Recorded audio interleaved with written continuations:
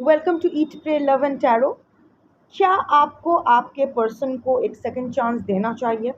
Because आज मैं ये चैनल करी कि जो आज की जो कलेक्टिव है हमारी, आप लोगों की पर्सन ना इधर आपके कांटेक्ट में ऑलरेडी आ चुके हैं पर खुल के शायद कुछ नहीं बोल रहे हैं, या फिर हिंट डाल रहे हैं।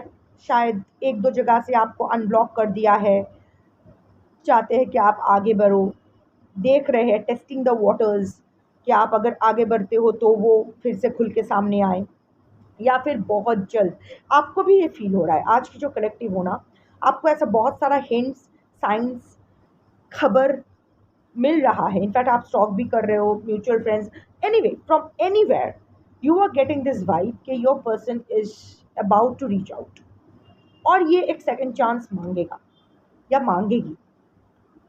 अम, इस इंसान को और इस इंसान का फीलिंग्स ना आपके लिए जेन्युइन है, बट इसने आपके साथ चीटिंग की है। Once a cheater always a cheater, but फिर भी कभी कभी सिचुएशन ऐसी हो जाती है जहाँ लोगों से गलती हो जाती है। क्या उसको इस गलती का एहसास है? अगर ये आपके साथ दोबारा कोई स्टार्ट करना चाहता है या चाहती है, अगर मौका चाहती है, तो क्या वो आपके लिए सही होगा? देखिए, आप उसके लिए बेस्ट हो, इसीलिए वो आपके पास वापस आ रहे हैं, बट या फिर आपको अपने लाइफ में वापस चाहते हैं, पर क्या वो आपके लिए बेस्ट है? वो देखना पड़ेगा। Before I begin I need to protect my energy, so all harm and negativity directed towards me online and offline by anyone return to them tenfold with immediate effect. This is my will, so more today's collective reading है। पता नहीं, मैं रोज़ disclaimer डालती हूँ पर फिर भी एक दो आइंस्टाइन की औलाद आ जाते हैं कमेंट्स पे ये बताने के लिए कि उनको समझ में नहीं आया। एक एक रीडिंग में तो ऐसा आया था, इस रीडिंग में ऐसा क्यों? भाई साहब और बहन जी, ये कलेक्टिव रीडिंग है, कोई नेटफ्लिक्स सीरीज़ नहीं है कि एपिसोड 1 के बाद एपिसोड 2, जहाँ एपिसोड 1 ख़त्म हुआ था वहाँ से ही रुकोगा। कलेक्टिव रीडिंग में कार्ड्स मेजॉरिटी कलेक्टिव की एनर्जी पिक करती है। ज़रूरी नहीं है कि मेजॉरिटी कलेक्टिव हर दिन एक ही रहे। अगर मेजॉरिटी कलेक्टिव मोर और लेस सेम रहती है, रिटर्निंग व्यूअर रहती है, तो ऑफकोर्स रीडिंग भी वैसा ही उसी डायरेक्शन में जाती है। पर अगर मेजॉरिटी की एनर्जी कुछ और आती है, कार्ड्स वही एनर्जी पिक करती है। आप अगर मेरे चैनल के रेगुलर व्यूअर हो भी, तो भी ये ज़रूरी नहीं है कि हर दिन आप मेजॉरिटी कलेक्टिव में आओगे। सो it's a collective reading. Use your common sense. इतना बेसिक आईक्यू तो होना चाहिए। अगर आप में इतना बेसिक सेंस नहीं है तो आपके साथ जो हुआ है ना, जो आपके पर्सन ने आपके साथ किया है, यू डिज़र्व इट। इतना दिमाग से पैदल इंसान के साथ कोई रिश्ता रखना समझदारी की बात नहीं है। सो इसीलिए अपना एनर्जी, अपना स्टूपिड एनर्जी कमेंट्स में डाल के रीडिंग की एनर्जी दूसरों के लिए डाइल्यूट मत करो, क्योंकि जो लोग मेजॉरिटी, मेरी जो मेजॉरिटी कलेक्टिव है, they are very sincere, very wise and knowledgeable people. वो लोग यहाँ ना टाइम पास के लिए नहीं आ रहे हैं, they are healing themselves at the same time, they want some guidance from the universe. So इस गाइडेंस में ना अपना स्टूपिड एनर्जी डाल के इस एनर्जी को डाइवर्ट, डिस्ट्रैक्ट या डाइल्यूट मत करो। इतने सारे लोग का एनर्जी, वो होता है ना कि दूध में अगर एक बूंद भी नींबू का रस गिर जाता है तो दूध फट जाना होता है। तो ये मत करो। अगर आपकी ज़िंदगी झंड है, दूसरों की ज़िंदगी झंड मत बनाओ। Collect again I repeat my disclaimer, collective reading है, जितना पोर्शन रेजोनेट करे उतना रखो, बाकी छोड़ दो। अगर मेरी कोई भी रीडिंग आपके समझ में ना आती है या रेजोनेट नहीं कर पाते हो, I am not the tarot reader for you. अगर एक पर्टिकुलर रीडिंग की कोई पर्टिकुलर सेक्शन आपको समझ में नहीं आती है मेरी लैंग्वेज की वजह से या कुछ भी किसी भी चीज़ की वजह से, take it as a sign from the universe कि वो पोर्शन आपके लिए नहीं है, तो ज़बरदस्ती समझने की कोशिश मत करो। अगेन नेटफ्लिक्स सीरीज़ नहीं कर रही हूँ, तो अगर कॉन्ट्राडिक्टरी रीडिंग्स आती है तो जिस रीडिंग से ज़्यादा रिजोनेट कर पाओ, अगर एक रीडिंग से 70% रिजोनेट कर पा रहे हो, दूसरे रीडिंग से 60%, तो टेक द रीडिंग जिससे आप 70% रिजोनेट कर पा रहे हो।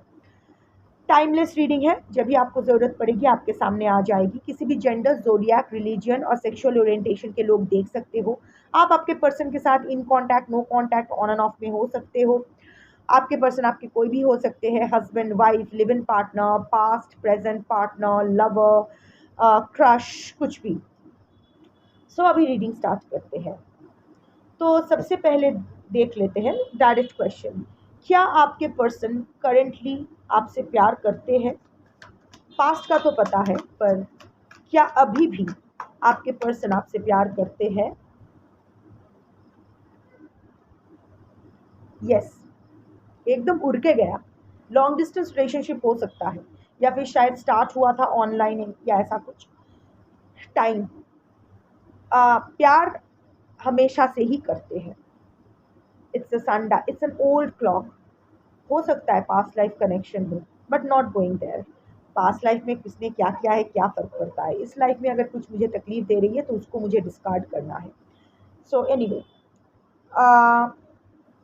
सो इट्स यस, करेंटली आपके पर्सन आप अभी भी आपसे प्यार करते हैं। True north found, follow this direction. आपके पर्सन को भी ना बहुत सारा यूनिवर्स की तरफ से साइंस मिल रहे हैं कि फाइनली वो अपना, उसे अपना घर मिल गया है। वो रियलाइज़ ये कर रहे हैं कि यही मेरी स्थिरता है, मुझे इसके साथ ही स्टेबल होना है। यही में मुझे जो स्टेबिलिटी ये मुझे दे सकते हैं या दे सकती है, नर नारी किन्नर, आपके और आपके पर्सन के जेंडर उसी हिसाब से फिक्स कर लो। सो आपके पर्सन को ये रियलाइजेशन हो रहा है कि जिस तरह आपने आप आपके साथ वो सही है, आप उनके लिए सही हो। और लाइक आई सेड कि यूनिवर्स से वो बहुत सारा साइंस उसको मिल रहा है, जो आपके तरफ उनको वो इशारा हो रहा है कि गो टू दिस डायरेक्शन। वो होता है ना कि एरो बना होता है, तो यूनिवर्स एरो बना रहे हैं आपके पर्सन के तरफ से, मतलब जाओ उसके पास, जाओ उसके पास, जा, ऐसे करके। So yes, this is also conformation कि आपके पर्सन ऑलरेडी आपसे कम्युनिकेट करने की कोशिश कर रहे हैं, कर चुके हैं, या बहुत जल्द करने वाले हैं। ओके, क्या फिर भी मैं देख लेती हूँ जिन लोगों के पर्सन अभी तक डायरेक्ट कम्युनिकेशन नहीं किया है, ऐसा हिंट विंट मार रहे हैं, अनब्लॉक करके रख दिया है, क्रिप्टिक पोस्ट डाल रहे हैं, म्यूचुअल फ्रेंड्स के सामने रंडी रोना कर रहे हैं, नहीं ऐसा नहीं होता तो मैं अब तक उसको मना चुका होता, या फिर उसने ही कुछ किया है, ये सब कर रहे हैं। प्रिंसेस ट्रीटमेंट चाहिए, बेबी की तरह हरकतें कर रहे हैं। तो चलिए देखते हैं क्या आपके पर्सन अगले 3 महीने में आपके साथ अपने तरफ से डायरेक्टली कम्युनिकेट करेंगे। यस, कम्युनिकेशन तो होगा, डायरेक्ट करेंगे, एंड इट्स अ यस। आप बहुत खुश हो जाओगे, यू विल बी ओवरवेल्म्ड, इतना कि आप फिर से अपना सुध बुध खो दोगे। जितना भी अभी आपको लग रहा है ना कि मैं संभाल लूँगा या संभाल लूँगी, मैं फिर से नहीं बह जाऊँगी भावनाओं में, अब बह जाओगे। uplifts your spirit, easy to do light work. Yes, आप एक लाइट वर्कर हो, आप एक हीलर हो। सो एंड कहीं ना कहीं आपने ये आपकी जिम्मेदारी समझ लिया था। Your light identified the dark in your person. आपके पर्सन का ट्रॉमा, आपका जो लाइट है वो आइडेंटिफाई कर लिया था, और समहाउ आपकी ज़िंदगी का एक पर्पस ही बन गया था, अभी भी है, आपके पर्सन को अपने ट्रॉमा से हील करना। सो ऑब्वियसली जैसे ही आपके पर्सन आपके सामने आएंगे तो आप एकदम खुशी से उछल पड़ोगे, आप फिर से अपना लाइट वर्क में लग जाओगे, अपने पर्सन को हील करने की कोशिश में लग जाओगे, which you shouldn't do, which you shouldn't do. क्या आपके पर्सन आपसे जो कम्युनिकेट करेंगे वो क्या आपसे एक सेकंड चांस मांगेंगे इस रिलेशनशिप में? Yes, it's a Dove. आप लोगों में बहुत झगड़ा हो चुका है, चीज़ें बहुत ख़राब हो चुकी है, चिल्ला मिल्ली, एक दूसरे के ऊपर मड स्लिंगिंग, आप मतलब लंका कांडो जिसको कहते हैं हम लोग, एक दूसरे के लंका में आग लगा देना, ऐसा बहुत कुछ हो चुका। बट आपके पर्सन आएंगे ट्रूस कॉल करने के लिए, सीज फायर, पीस। ये वाइट पिजन है ना, पीस का सिंबल है। सो आएंगे और एक सेकंड चांस के लिए आएंगे। Your dream take flight, fluttering around busy. Of course fluttering around मतलब ये दाना झापटानो, एज इन आपके पर्सन इधर उधर मुंह मार के आए हैं। आई थिंक आपको ऑलरेडी खबर है, आपको अभी भी खबर है कि थोड़ा बहुत इधर उधर अफेयर तो उनका चल रहा है। अगर थर्ड पार्टी के साथ कुछ है तो हाँ, थर्ड पार्टी के साथ भी चीज़ें चल रही थी है। तो हाँ, इधर उधर मुंह मार के वो आपके पास ही वापस आएंगे और आप बहुत इजीली उसको एक्सेप्ट करने के लिए बहुत ही ईगर रहोगे। It's like your dream come true, your dream will take a flight. आपके पर्सन भी आके आपको वही सपने दिखाने वाले हैं कि चलो जो हुआ, I was busy, I was caught in work, I was busy resolving problems. वो अपने अफेयर्स को थर्ड पार्टी के प्रति उसके सो कॉल्ड कमिटमेंट को जस्टिफाई करने की कोशिश करेंगे। बट आप वो ज़्यादा सुनने के मूड में नहीं रहोगे। आपके पर्सन आपके पास वापस चला आया, वही आपके लिए काफ़ी होगा। क्या आपके पर्सन आपको कमिटमेंट देंगे? कमिटमेंट इन द सेंस कि अगर आप दोनों की शादी हो भी चुकी है, एक दूसरे के साथ रह भी रहे हो, इट्स लाइक इन्वेस्टिंग हिमसेल्फ और हरसेल्फ इन द रिलेशनशिप। आएंगे तो फटाक से कमिटमेंट तो नहीं देंगे। आ, बोलेंगे कि एक मुझे एक सेकंड चांस चाहिए, बट वो सेकंड चांस में ये बोलेंगे कि लेट्स टेक बेबी स्टेप्स, देखते हैं ये कहाँ जाता है, हम लोग दोनों मिलके कितना सुधार सकते हैं इस रिलेशनशिप, वो देखते हैं। पर कमिटमेंट जिस तरह का आपके पर्सन ना सेफ प्ले करने वाले हैं, पॉलिटिकली करेक्ट प्ले करने वाले हैं। इस तरफ का मतलब पेड़ का ऊपर का भी खाना है, नीचे का भी लेना है। दोनों तरफ वो एक साथ एक वो रिस्क नहीं लेंगे, एक को छोड़ के दूसरे के पास नहीं आएंगे, दोनों को ही साथ लेके आएंगे। फिर से वही कंपैरिजन करेंगे जिसके सामने ज़्यादा फायदा है। ऑफ कोर्स आप अब तक तो उसको ये हिंट मिल रहा है, उनको समझ में आ रहा है कि आप ही के पास रहना है। बट बाई चांस उनको हमेशा एक स्टैंड बाई चाहिए, एक बैकअप प्लान चाहिए। सो बाई चांस, क्योंकि उनको ये समझ में आ तो रहा है कि आप अभी बदल गए हो, अब उनको इतना समझ में नहीं आ रहा है कि आप जो भी बदले हो उसको फुस होने में, वो बलून को एक नीडल की प्रिक की ज़रूरत है फुस हो जाने में। सो आफ्टर ऑल कुछ भी आप कर रहे हो, at the back of your mind 24/7 आपके पर्सन ही चल रहे हैं अभी भी। अगर ऐसा नहीं है तो ये रीडिंग भी आपके लिए नहीं है।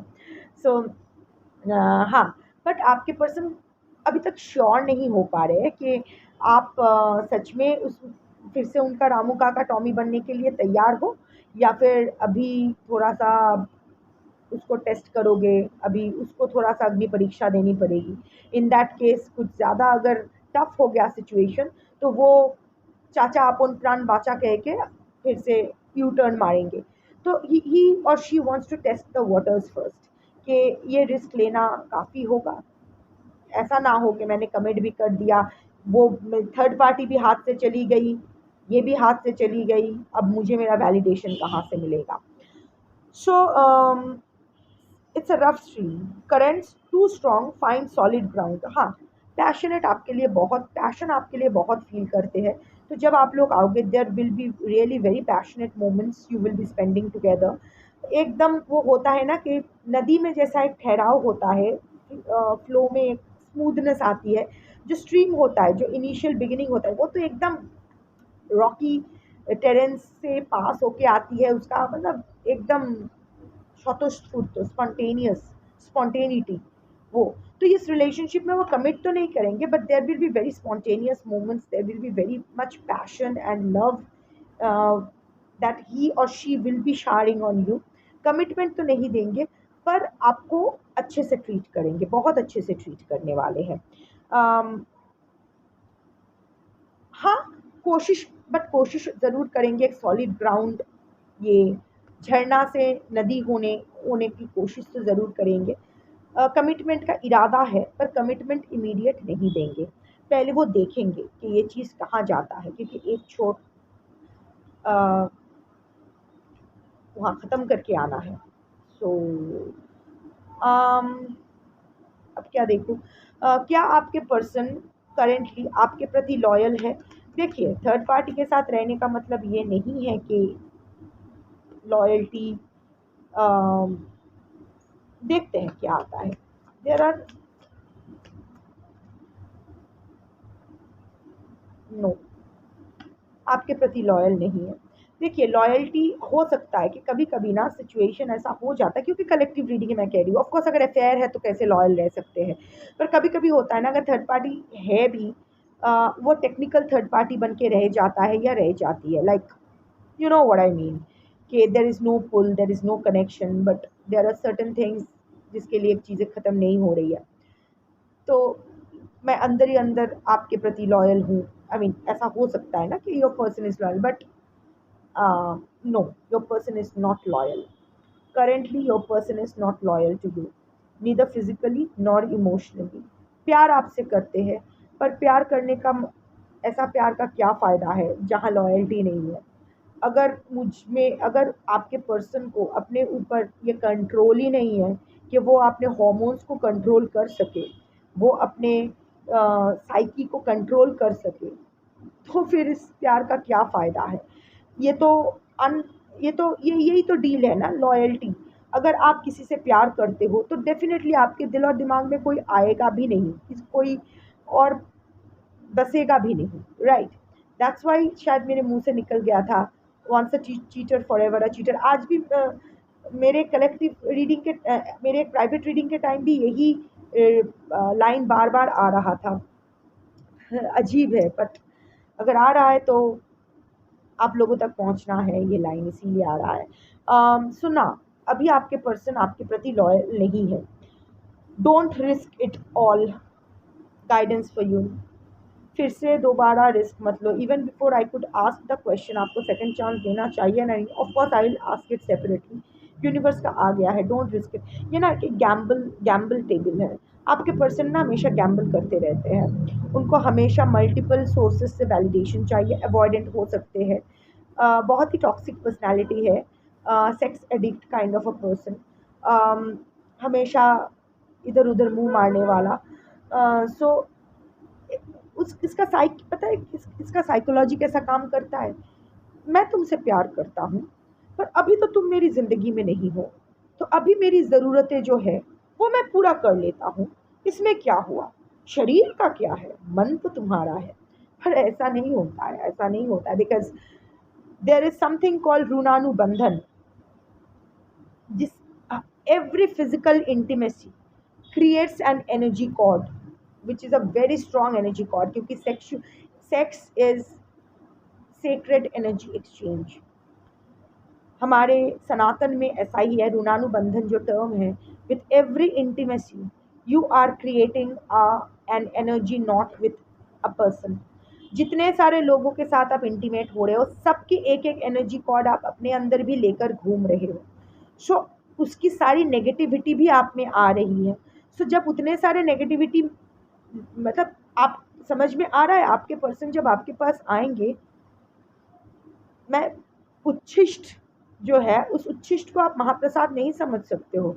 उच्छिष्ट बन के जो आएंगे, सबका सलाइवा अपने, होता है ना कि उच्छिष्ट क्या होता है, दूसरों का सलाइवा लगा हुआ होता है, लिटरली एंड मेटामॉर्फिकली। सो सबका छूटन बन के आपके पास आएंगे। आप इतने लोगों के छूटन अपने मुंह क्यों लगाओगे, राइट? सो क्यों दूसरों का कार्मिक बैगेज अपने अंदर लाओगे? You are constantly working on yourself, you are constantly releasing your karma, you are constantly purifying yourself of your karmic burden। तो फिर से उसमें आपका पॉजिटिविटी अपने पर्सन को दे के, उसको साफ करके, उसकी सारा कचरा खुद पे क्यों लोगे? क्योंकि लाइक आई कीप सेइंग कि यहाँ कुछ भी अनलिमिटेड नहीं है। उसका कचरा अगर आप साफ करने जाओगे तो उसका कचरा यूनिवर्स कहाँ डालेगी, किस पर डालेगी? आपने वॉलंटियर किया है तो आप पर ही डालेगी, है ना? So don't risk it all. वो आ जाए ना तो ज़्यादा बह मत जाओ। It is a losing proposition, हारोगे इस रिलेशनशिप में। आपकी हार निश्चित है। इस रिलेशनशिप में आपको कभी वो नहीं मिलेगा, वो सम्मान, वो वैलिडेशन जो आप ढूंढ रहे हो ना, वो आपको इस रिलेशनशिप में नहीं मिलने वाला है। सो हाँ, आपके पर्सन आपके प्रति लॉयल तो नहीं है। हम्म, क्या आपको आपके पर्सन को एक सेकंड चांस देना चाहिए? दो कार्ड्स आ गए। क्या आपके पर्सन को आप क्या आपको आपके पर्सन को एक सेकंड चांस देना चाहिए? No, don't give a second chance. Cut short, खत्म करो। Uphill battle, fighting for a lost cause. Uphill battle मतलब ये, जब हम लोग माउंटेन्स चढ़ते हैं, it's going to be an impossible task. आपके पर्सन के साथ एक खूबसूरत जिंदगी, एक हेल्दी रिलेशनशिप एस्टैब्लिश करना, it's not possible. You are fighting a lost battle. ये ना आएगा, फिर से आपको लव बॉम्ब करेगा, फिर से एक म्यूचुअल एडमिरेशन, सम पैशनेट मोमेंट्स, फिर से आपका डिवैल्यूएशन स्टार्ट, फिर से आपको डिस्कार्ड करके ये फिर से चला जाएगा। और अगर नहीं भी जाता है तो ये लूप चलता रहेगा। लाइक अगर आपकी शादी हो भी चुकी है, बच्चे हैं, सो यू नो यही लूप चलता रहेगा, और आप दोनों का ट्रॉमा आप अपने बच्चों में ट्रांसफर कर दोगे। That is also a bad karma ना। You are bringing souls in this planet and you are filling them up with trauma। Karma आप, और नेक्स्ट जनरेशन का भी आप कर्मा खराब कर रहे हो। सो और अगर ऑलरेडी आपकी शादी हो भी चुकी है, और अगर आप दोनों, आप अभी अभी एक कमरे में हो भी, but like strangers, basic communication, अपने बच्चों को उनसे दूर रख रहे हो, एंड कैरी दैट ऑन, उनसे ज़्यादा घुलने मिलने की ज़रूरत नहीं है, because your person is not a clean person. कितना भी जजमेंटल ये सुनना क्यों ना लगे, but there is, I am an energy worker, I understand how energy works. So ये जो बोलते हैं ना कि सबके साथ मत, ऐसा हर किसी के साथ मत जाया कर, there is a reason for that. It's not about religion, it's not about social status, it's all not about money, it's about the vibe, it's about the frequency।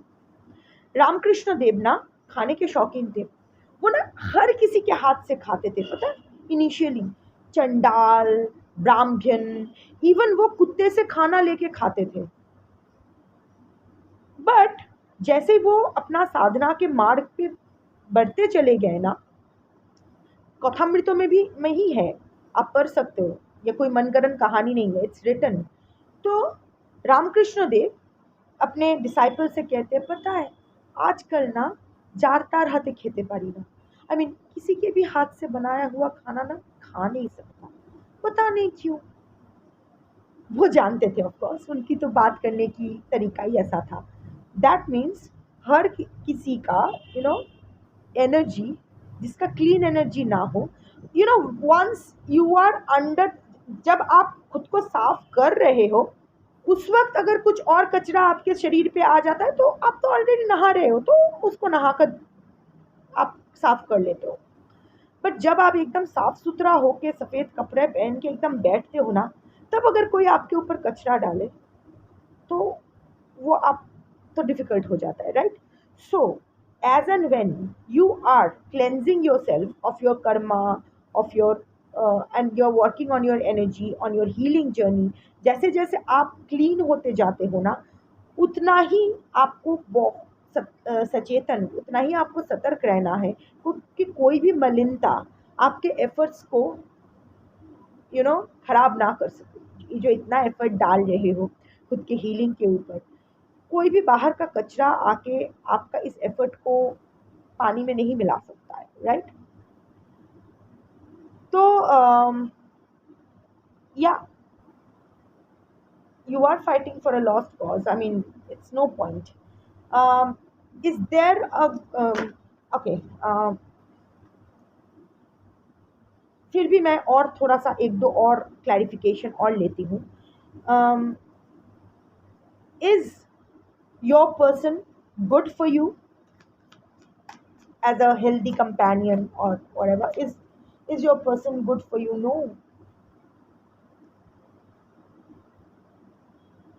ये ना एक ब्रोकन रेडियो का फ्रंट है।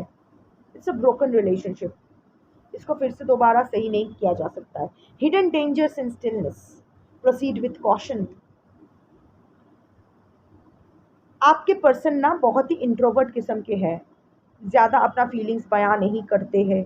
दिमाग में क्या चल रहा है, दिल में क्या चल रहा है, ज़िंदगी में क्या चल रहा है, यू हैव नो क्लू।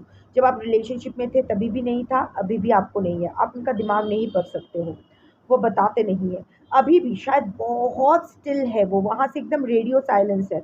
वो क्या है, कैसे है, कहाँ है, आपको एग्जैक्ट खबर नहीं मिल रहा है। उनकी तरफ से कोई हलचल नहीं है। There are hidden dangers, hidden motives. Hidden motives ऐसा नहीं है कि आपको तकलीफ पहुंचाना है, आपको ख़त्म करना है, ऐसा नहीं है। प्यार करते हैं बट आपसे ज़्यादा उनको बेनिफिट है तो इसीलिए आपके पास आ रहे हैं। But hidden dangers in the sense कि उनको एक चांस देना आपके लिए डेंजरस होगा, क्योंकि ऐसे लोग कभी नहीं सुधरेंगे। एटलीस्ट आपके पर्सन कभी नहीं सुधरने वाले हैं, वो भी मैं देख लूँगी, एक बार कंफर्मेशन ले लूँगी। सो प्रोसीड विथ कॉशन, जो भी करो सावधानी से करो। क्या आपके person in future, in near future change होने वाले हैं for better? No. Getting caught, net loss, on the tail end of things. बार बार एंडिंग आ रहा है, बार बार एंडिंग आ रहा है, ये ख़त्म हो गया है। आप जो पॉसिबिलिटी पकड़ के बैठे हो ना, टेक इट। ऑफ कोर्स अगर आपको लगे कि जो मैं बोल रही हूँ ये आपके सिचुएशन के साथ रिजोनेट नहीं कर रही है, आपके पर्सन ऐसे नहीं है, तो ये रीडिंग आपकी नहीं है। इसको डिफेंड करने की ज़रूरत नहीं, नहीं नहीं मेरे पर्सन ऐसे नहीं है। अगर नहीं है तो ये रीडिंग आपके लिए नहीं है। Come on, it's a collective reading, थोड़ी ना पर्सनल रीडिंग है जो आपकी एग्जैक्ट एनर्जी पिक हो जाएगी। कलेक्टिव रीडिंग में कभी पर्सनल एनर्जी पिक नहीं होती है। सो पूछो भी मत, कमेंट में आके ये मत पूछो कि मेरे सिचुएशन में क्या करना चाहिए। Get a paid private reading from some other readers, मेरा दिमाग मत खाओ। हाँ, so getting caught, you know, in the long run आप उसको फिर से पकड़ोगे चीटिंग करते हुए किसी और चीज़ में, रंगे हाथों पकड़ोगे, रंगे हाथों पकड़ोगे। Your person is not right for you, it's a loss, it's a total loss. I mean बहुत कुछ ले डूबेगा ये आपका। ये तो डूबने ही वाला है, वाली है, इसके साथ बहुत कुछ आपका ले डूबे। म्याओ। अलमारी के टॉप से पूरा टेरर डेस्क के ऊपर जंप मारी और अभी दूर खड़ी होके पूंछ हिला रही है। मजाक चल रहा है यहाँ। एनीवे, कल उसका ऑपरेशन है, सर्जरी है, स्टेरिलाइजेशन का, स्पे का। 2 साल की हो गई है तो आई थिंक इट्स टाइम कि उसका एक स्पे किया जाए, उसका स्टेरिलाइजेशन किया जाए। तो कल उसका ऑपरेशन है, प्लीज़ प्रे फॉर हर। कल मतलब आज, ये तो ऑलरेडी 12 बज चुका है। सो आज, कल सुबह, आज सुबह 11 बजे। एनीवे, शिव जैसा शिव की मर्जी, शिव निवेदियामी, शिव संभाल लेंगे। मुझे बस अपना कर्म कर्म करना है, बाकी सब कुछ शिव का है। म्याऊ भी शिव का, सब कुछ शिव का है, शिव संभालेगा। एनीवे, सो हाँ, बहुत कुछ ले डूबेगा आपका। एंड ऑलरेडी ये किस्सा, ये चैप्टर ख़त्म हो चुका है। अब इसको और च्युइंगम की तरह मत खींचो, क्योंकि आफ्टर ऑल च्युइंगम का भी ना वो मिठास चली जाती है। ज़्यादा चबाते रहते हो तो बस वो रबर का टुकड़ा रह जाता है, उसको थूक देना होता है। तो अभी थूक दो।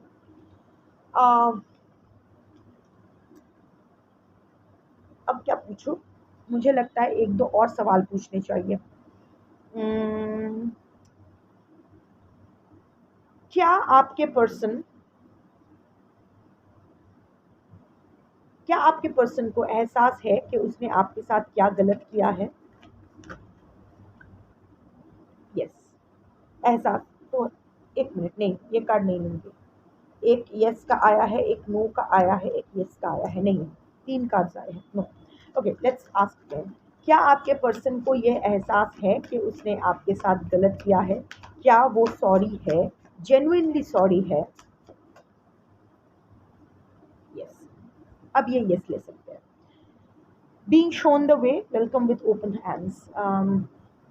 हाँ, being shown the way, universe उनको ये एहसास दिलाया है कि उसने आपके साथ गलत किया है। अब ये आपको फिर से अपने बाहें फैला के अपनी ज़िंदगी में वापस लाना चाहते हैं, but you are best for him or her, but he or she is not good for you, in fact bad influence for you. uh, क्या आपके पर्सन, तो क्या जब आपको मौका देना ही नहीं है, तो क्या आपके पर्सन जब आपसे कम्युनिकेट करेंगे तो आपके पर्सन के साथ आपको मिलना चाहिए? क्योंकि अगर मौका ही नहीं देना है तो मिलना चाहिए, मुझे लगता है मिलना चाहिए। एनीवे देखते हैं कार्ड्स क्या आते हैं। यस, मिलना चाहिए। और ये उल्लू आया है, आउल आया है, वाइज। तो use your intellect, wisdom use करो, wisdom over emotions, head over heart, insight and wisdom guide your choice. एकदम क्लियर मैसेज है। Let your inner voice be your guide, let your wisdom lead the way. Ultimate choice आपका रहेगा, ultimate choice will be yours. See we are all consequences of our choices, ठीक है ना? अगर आपको, it's all about your choice, like if you are allergic to, if you are lactose intolerant, और अगर आप पनीर, दही, आइसक्रीम ये सब खा लेते हो तो आपको बीमार पड़ना ही है। The universe is never going to stop you, the universe is going to tell you hey, तुम लैक्टोज इंटॉलरेंट हो, दूध का कोई प्रोडक्ट आप खाओगे तो बीमार पड़ जाओगे, अभी आप पर है। सो अगर आप यूनिवर्स की गाइडेंस सुन के नहीं खाते हो तो इट्स गुड, अगर खाते हो बीमार पड़ते हो, इट्स फ्री विल, वही काम करता है। Will last question, I know एक ही क्वेश्चन मैं हर तरफ से कितना बार बार क्रॉस चेक कर रही हूँ, क्योंकि मुझे लगता है आपके मन में भी यही चल रहा है। अगर क्या, अगर आप अपने पर्सन को एक सेकंड चांस देते हो तो क्या वो सही डिसीजन होगा? इमीडिएट जंप किया, नो, इमीडिएट जंप किया and it's a no. Dried flowers with thorns, dried flowers, ये खत्म हो चुका है, बार बार खत्म होने का आया है। यू नो रिगर मोटे स्टार्ट हो चुका है, बस फिजिकल डेथ एक फॉर्मेलिटी बाकी है, that's it. Making a final effort, falling away, withering, ये एक फाइनल एफर्ट आपका पर्सन डालेगा आपको अपनी तरफ खींचने के लिए, आपकी ज़िंदगी में फिर से शामिल होने के लिए। But don't fall for this, because this relationship is withering away. ये सूख रहा है, ये सूख चुका है, आपका इसमें कुछ नहीं है। हाँ, अगर चैरिटी करना चाहते हो, अगर किसी का रामू काका और उसका रामू काका और टॉमी बन के रहना चाहते हो, अगर अपनी पूरी ज़िंदगी उसकी सेवा में लगाना चाहते हो, उसकी प्रॉस्पेरिटी, उसको खुश करना ही आपकी ज़िंदगी का एकमात्र लक्ष्य है, चाहे वो आपको जूता मारे, थूके आपके मुंह पे, कितना भी कुछ करे, नहीं नहीं मुझे अपने बारे में नहीं सोचना है, उसके बारे में सोचना है, उसको मैं एक सुकून की ज़िंदगी दूँ तो ही काफ़ी है, बस। ये अगर आपका एजेंडा है तो yes, go ahead, give him a second chance और हर अ सेकंड चांस। बट अगर आप अपना सम्मान करते हो, सेल्फ रिस्पेक्ट करते हो, यू हैव एटलीस्ट थोड़ा सा सेल्फ रिस्पेक्ट खुद में अभी बचा है आप में, तो don't fall for this trap. Because आपकी ज़िंदगी कभी सेवादास या सेवादासी बनना नहीं हो सकता है। You have bigger cause, your soul journey is something different, you are a healer, you are here to heal in किसी भी तरह से हो सकता है। And you can know that आज का जो कलेक्टिव है, मेरी जनरल कलेक्टिव हीलर्स ही होते हैं, because that is my vibe and that is my tribe also. So हाँ, एक दो भटकती हुई आत्मा आ जाते हैं, that's a separate thing, but generally क्योंकि मेरा आत्मकारक चंद्र है, I am my soul purpose is that of healing,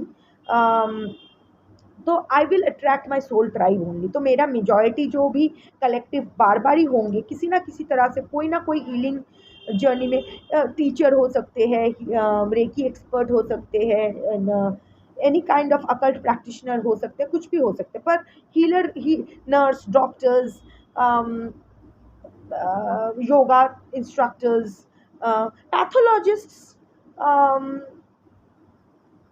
कमर में वो जो बेल्ट बनाने वाले हैं, कमर हाथ गर्दन के दर्द के जो बेल्ट्स बनाते हैं, वो लोग भी, I mean any kind of healing physiotherapist, कुछ भी, कोई भी, एनी एनी, या फिर कुछ भी नहीं, दादी के नुस्खे, जिसको जो लोग बीमार पड़ते हैं, परिवार के लोग बीमार पड़ते हैं तो आप ही को याद करते हैं, भाई काढ़ा बना दे, भाई क्या दवाई लूँ, हिलो।